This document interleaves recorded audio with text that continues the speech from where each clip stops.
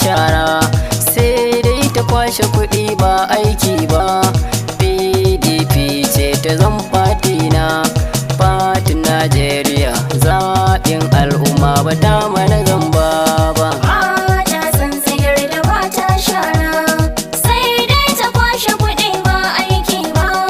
PDP ce ta zan fatina, fatin Najeriya zaɓin al'umma ba ta mana zamba ba. Mata tsintsiyar da ba ta shara, sai dai ta kwashe kuɗi ba aiki ba. PDP ce ta zan fatina, fatin Najeriya zaɓin al'umma ba ta mana zamba ba.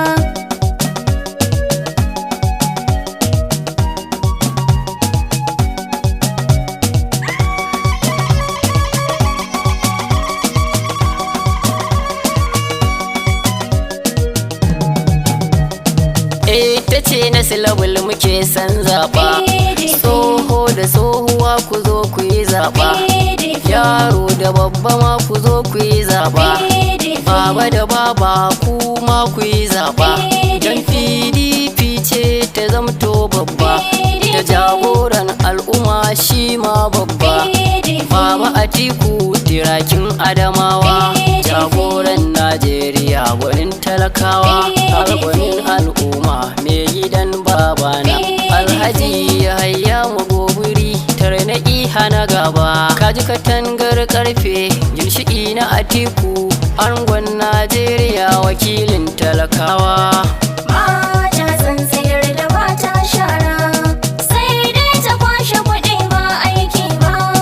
PDP ce ta zan fatina, fatin Najeriya zaɓin al'umma ba ta mana zamba ba. Sana gaishe da mazan mu gwamna babba, ga gwanin aiki jarumin mu gwarzo babba.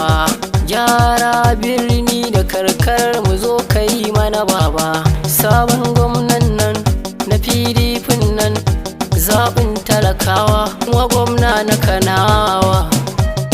Mata tsintsiyar da ba ta shara, sai dai ta kwashe kuɗi ba aiki ba.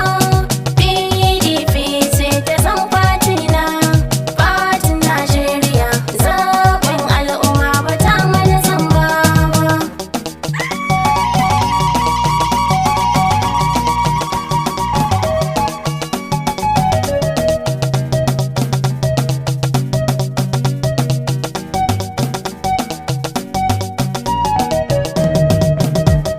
Mata tsintsiyar da ba ta shara, sai dai ta kwashe kuɗi ba aiki ba. PDP ce ta zan fatina, fatin Najeriya zaɓin al'umma ba ta mana zamba ba.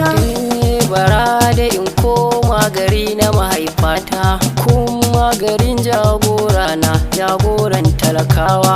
Mai bagwai sha nono Faruku M Lawan ne, mai aiki da hankali Faruku mai haƙuri ne, bai nuna gazawa.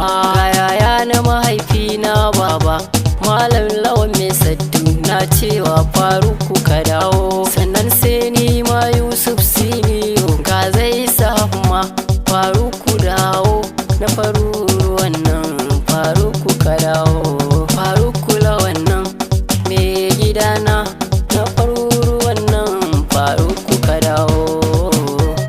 Mata tsintsiyar da ba ta shara, sai dai ta kwashe kuɗi ba aiki ba.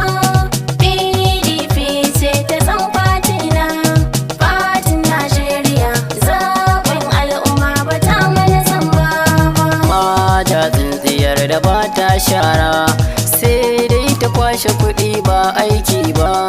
PDP ce ta zan fatina, fatin Najeriya zaɓin al'umma ba ta mana